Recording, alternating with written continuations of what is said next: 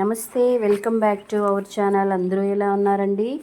చూడండి, వరలక్ష్మి వ్రతం వస్తుంది కదా, ఇల్లంతా పరిశుభ్రంగా చేసుకుందామని నేను వంటగది అంతా శుభ్రం చేసుకుంటున్నాను. వంటగదిలో మనము షెల్ఫ్లకి న్యూస్ పేపర్ వేస్తాం కదండి, ఆ న్యూస్ పేపర్ కింద కాక్రోచ్లు, స్పైడరు అంతా చేరి గలీజ్ చేసేస్తున్నాయి. అందుకని ఇది స్టిక్ పేపర్ అండి. నాకు ఎంఆర్పల్లిలో బాలాజీ ఫ్యాన్సీ స్టోర్లో అవైలబుల్లో ఉంది. ఇది 5 మీటర్స్ వచ్చి 280 అంటండి. నాకు 250కి ఇచ్చాడు. ఇది తీసుకొచ్చాను. 5 మీటర్స్ నాకు సరిపోలేదు, నేను 10 మీటర్స్ తీసుకున్నాను. చూడండి, మనకు ఏ లెంగ్త్ కావాలి, మన షెల్ఫ్ ఎంత పొడవు ఉందో దాని పొడవు ప్రకారం మనము దీన్ని కట్ చేసుకోవాలండి. కట్ చేసుకొని కింద పేపర్ తీసి స్టిక్ చేసుకోవాలి. నేనైతే ఆల్రెడీ కొన్ని షెల్ఫ్లకి వేసేసాను. చాలా బాగుందండి.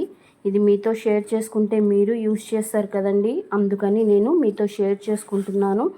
మీకు కావాలంటే ఎంఆర్పల్లిలో బాలాజీ ఫ్యాన్సీ స్టోర్లో ఉందండి.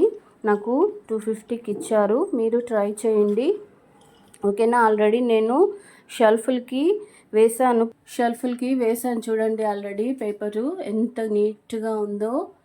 దీని కిందకి ఇంకా కాక్రోచ్లు కానీ స్పైడర్స్ కానీ వెళ్ళలేవు, ఎందుకంటే దీన్ని స్టిక్ చేసేసాను కాబట్టి. మనము గ్లాసులు, ప్లేట్లు, బోర్లు ఇచ్చినప్పుడు వాటర్ పడుతుంది కదా, అప్పుడు కూడా మనం పొడి పట్టు పెట్టి నీట్గా తుడిచేయచ్చు. చాలా నీట్గా ఉంది. నేను చూడండి, మొత్తం షెల్ఫ్లకి వేసాను. నాకైతే 5 మీటర్స్ సరిపోలేదు, అందుకని నేను 10 మీటర్స్ తీసుకున్నాను. చాలా బాగుందండి. మీకు కావాలంటే ట్రై చేయండి, ఓకేనా? కింద పేపర్ తీసేసి అతికించుకోవడమే, అతుక్కునేస్తుంది. వెంటనే అతికిచ్చేసేయాలి. చాలా బాగుందండి.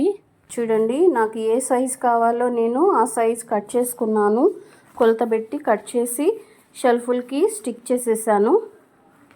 ఓకేనా అండి? నచ్చితే లైక్ చేయండి, సబ్స్క్రైబ్ చేయండి. సబ్స్క్రైబ్ చేయడం మాత్రం మర్చిపోవద్దు, ఓకేనా? బాయ్.